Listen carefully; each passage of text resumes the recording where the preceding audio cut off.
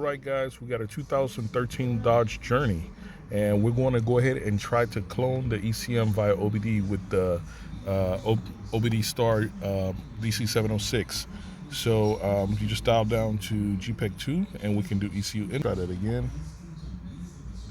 And there it is. It tells us it's a GPEC2. Give us our hardware number, 112. And there's the part number. And there's the VIN number, original. This is the original VIN number, as you can see, original and current. So that's all good. So now we're going to go to start, OBD.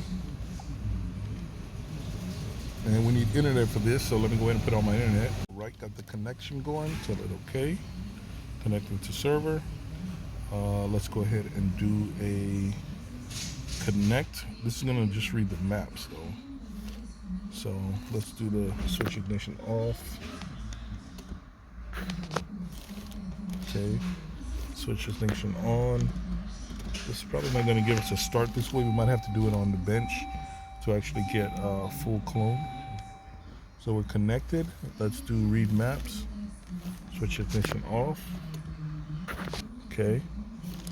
Switch ignition on. On.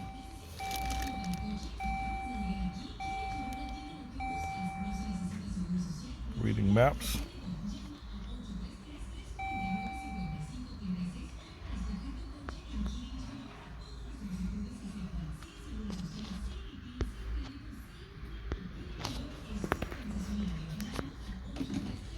%, 4%. Okay, you can see the time. I'll bring you back. All right, guys, we're just about done. As you can see the time there, so you can see how long it took. So I'm just going to save that under the default name. Okay, it's the map. Now I'm going to go ahead and do a disconnect. Yes. Ignition off. Okay. And now I'm going to do back. Actually back here. All right, guys, we went ahead and hooked up the donor ECM that they provided us, and I could already see there's a mismatch because this VIN number, the original VIN number for this ECM is here. It's already changed here as current. All right, guys, important note, I did not change this VIN number, so the customer must have had someone do it or tried to attempt it themselves. Important that you cannot just change the VIN number and start this car. There's security information and it will not start. And as you can see, if you go back to the beginning, you'll see that the software number is different. This VIN number corresponds to a 3.6 engine, and this is a 2.4 vehicle.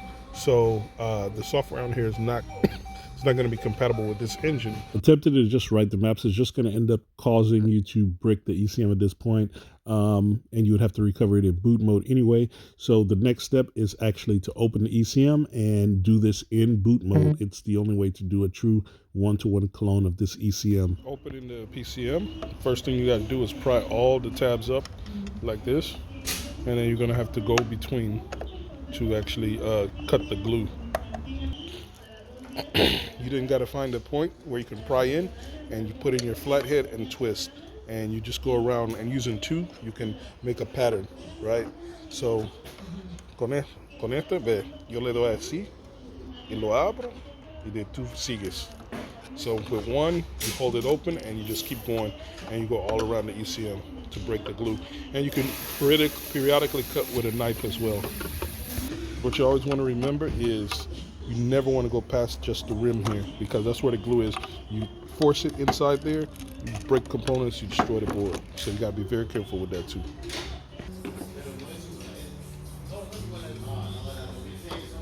As you can see, the glue is just on the rim, so that's why you can't push anything in. Okay, one tip, guys, if you've got a donor ECM and it's got the same flash software loaded, you can simply clone this EEPROM chip. And I've got, check my advanced EEPROM reading techniques. This is a 25320 EEPROM chip, right? You can simply clone that or move it over to another ECM and the vehicle will start, because all your immobilizer data is stored here, right? VIN number and things like that. Important note, guys, anytime an OEM manufacturer uses terms like the VIN number is permanently burned in, or it's burned in one time, those are scam terms developed by their marketing departments to scam you out of money. These chips can be written and overwritten, rewritten 95% of the times. So those are all scam catchphrases just to mess you over, man, and to develop more e-waste and to make you waste money buying expensive new parts from the dealers when these used parts can be used just as when vehicles first came out. All the parts can be recycled and reused as necessary. It's all a scam. The flash stores like your calibration, so that let's say this one is stored for a 2.4 engine motor, and this other ECM, which is the incorrect one, is a 3.6, right? So that's something to keep in mind, guys. All right, boys, here we are at the bench. There's very important steps here, guys. If you're going to be working with the GPEC, you need to watch this. You do not want to skip anything. I'm warning you right now, guys. This is very important. You're not going to find this information anywhere, okay? And we're going to go ahead and do this, of course, with the DC706 and the MP001. If you haven't picked this up, head over to our website, globalcommerceca.com. We got these in stock. We also, cool tool that I've got in stock right now, 256 by 128 infrared thermal camera. This is excellent. Just plugs into your phone. You can see it's USB-C like that. And man, you can pinpoint hotspots on the board really quick, get that taken care of. Anyway, back to it. You will need the ECU bench programming harness, guys. So remember, you have to purchase this separately. The MP001 does not come with this. It does come with the P003 kit. So this is available also on our site. So if you already got the P003 kit, then you should already have this cable. All right, so here are some of the most important steps. Let me show you first on the programmer, okay? All right, so if we go to, okay, we're gonna go to ECU flash, ECM, open ECM. We'll just type GPEC to get to it a little bit quicker. There it is, GPEC2. That is our ECM we're working with. And as you can see, that's the chipset and the flash it uses. So we click here. Now we go to ECU info.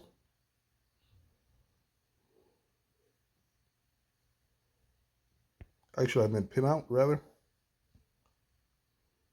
Okay, so there is our GPEC2, of course. And if we go to image 2, and here is our pinout. So we're going to do this in boot mode, of course. So this is the section of the board that we're going to concentrate, which is here. So mindful of the colors right here, right? So you see the boot pin is going to be these two cables. You got to connect it in two places. And then the GPT-1 just connects to one location. So you're going to solder one wire up to this point, as you see here in the diagram right there. And then you're going to solder right here in front of this, looks like a transistor right here in front of it. So you solder right there. So these two are actually going to join into the one boot wire. So just be mindful of that. And then in GPT-1, you solder, you get right at the end of this resistor, it looks like right there. You see that on that side of it. So I've already done this. I've advanced this for you guys. So here it is. So as you can see, this red wire is the first one I showed you, the boot, and then it connects with the yellow wire right there in front of that little transistor. And I've got them together into, and it connects to that pin right there. And that goes to boot number 8. You see that? And look at the color's gray. And on the diagram, as you can see, it's yellow. So be mindful of that, guys. And the purple, I've just put a black wire to it, and I connect it, and it goes to the actual purple, which is GPT-1, right? So there it is, GPT-1, right? Okay, that's two main important points that I needed to go over. And on image 3, here's another one. A lot of people might miss this. If you look at this diagram, I'm going to zoom in for you. This is the pinout. This is how you need to connect up. As you can see, it calls for 3 powers. Ground, can high, and can low, right? But there's something important here that we haven't covered on any of the other videos, because most of the ECMs, they have an internal resistor built in, but the GPECs are different on this platform. For the Dodge, they actually do not build in the 120 ohm resistor for the CAN lines into the ECMs. Instead, they terminate on different points in the network, right? So this is important right here. As you can see, we have to put a resistor between CAN low and CAN high right here. And there it is right here. It shows you right here as well. This is CAN high and CAN low, right? And there are 3 power sources, right? And 1 ground. Now check this out, guys. Pay attention, okay? Let's come over here. On the breakout harness, there are only actual 2 power cables, 2 red 12-volt power cables. There's one, and here's the other one. There's no more, right? So here's what you got to do. There's also a white cable. And let me find that. There it is. And it says IG, ignition power, guys. So the MP001 can cycle power to this ignition cable. So this would be your 3rd power source, right?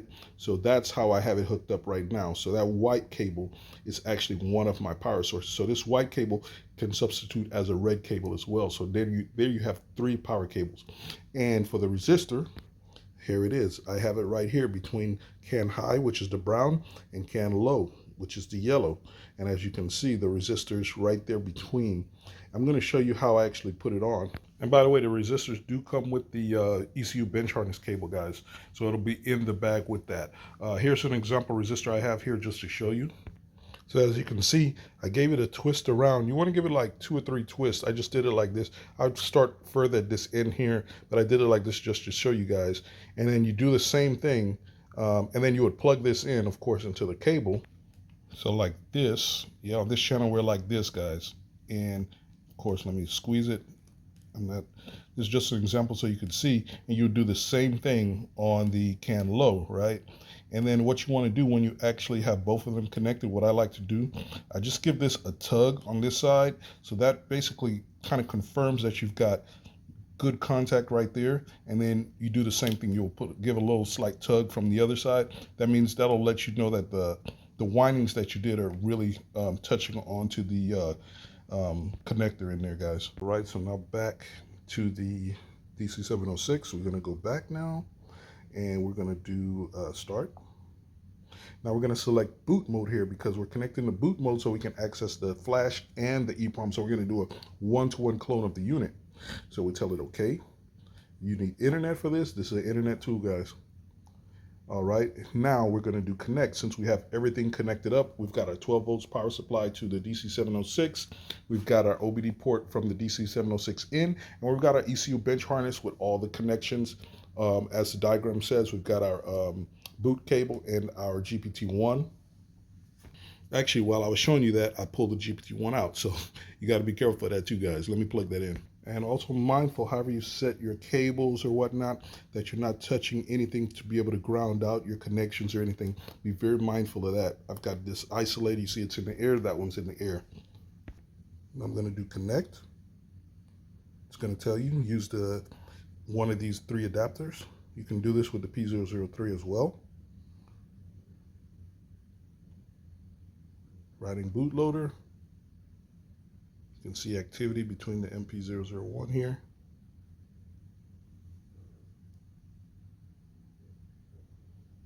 And you can see it's writing.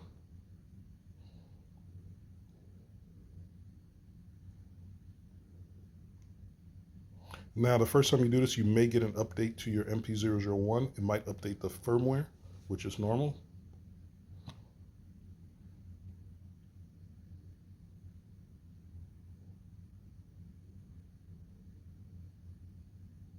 And there it is, ECU connection successful, boys. So now we can go ahead and read the EEPROM. 95320 is the chip on this one.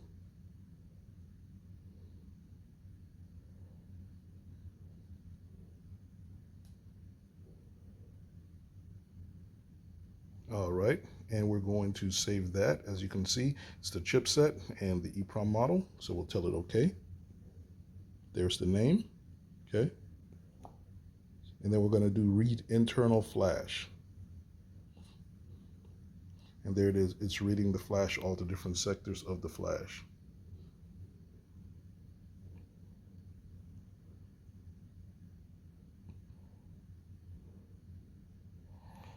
Total of 28 sectors, and we're a little bit under halfway. I'll let this roll, it's not that long. Also, we got more ECMs coming up. We're going to be doing the GPEC3, GPEC4. We're going to be doing the couple of Sim2K Hyundai, Kia modules. We're going to be doing, man, we got a lot of videos coming up, guys. If you're not subscribed to this channel, hey, you got to figure that part out, guys. 50%.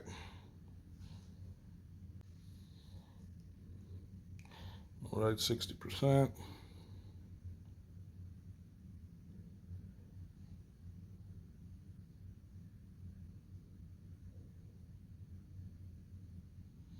$75%.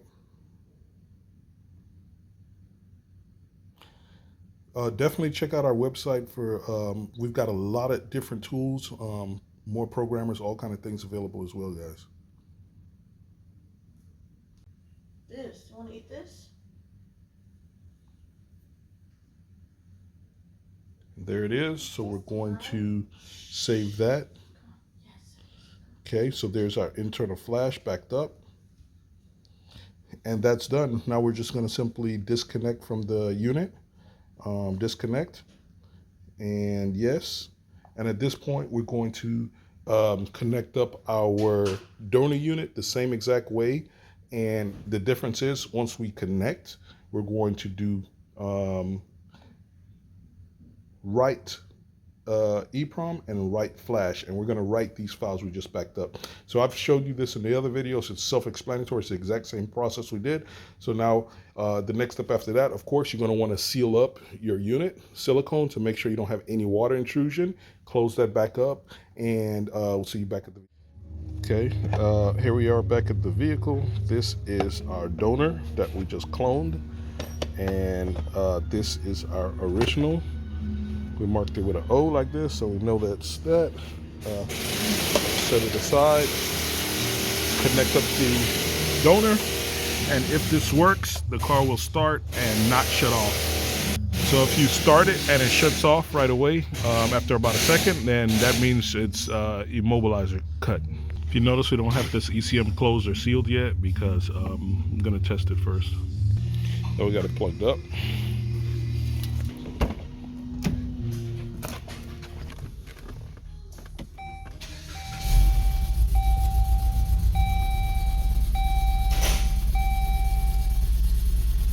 And it is running. Did not shut off, so that is a successful clone, guys.